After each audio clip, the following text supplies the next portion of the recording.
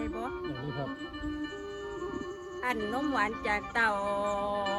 เขาได้ดูดแต่ยังเล็กตั้งแต่เยาว์ยังเล็กพ่อนั่นคอยตะลอมตุ้มแม่นั่นคอยตะลอมตุ้ม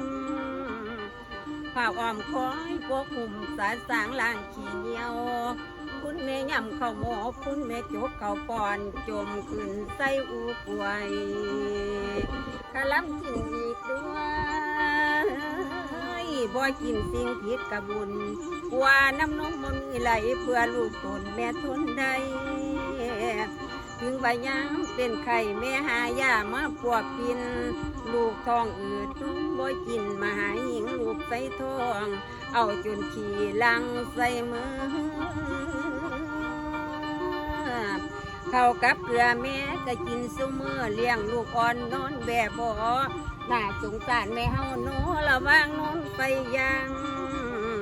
ข้างลำชิงจนโตหอน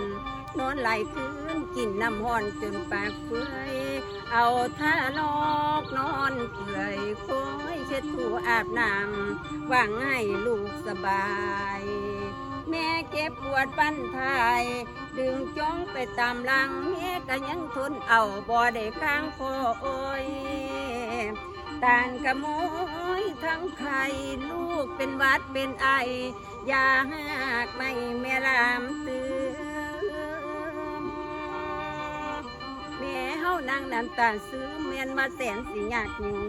ยุงหินบ่ให้ตอม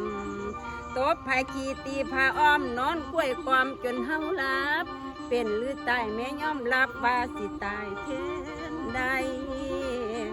ความเมตตาแม่มีให้ลูกสบายแม่ดีใจ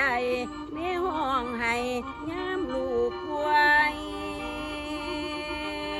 โอ้ยบ่ว่าจนลืนรวยบ่ว่าจนลืนรวยให้แม่โอดลูกอิ่มท้องป่านนั้นแม่ก็ยอมลูกข้าเกิดจากอ้อมอกแม่มันดาฮักบุตรีบุตาแม่นบ่มีแนวเท่ามาถึงไว้ชราเท่าลูกหลายคนนวดโปลำพ่อเสียงบ่ได้ เป็นอย่างนี้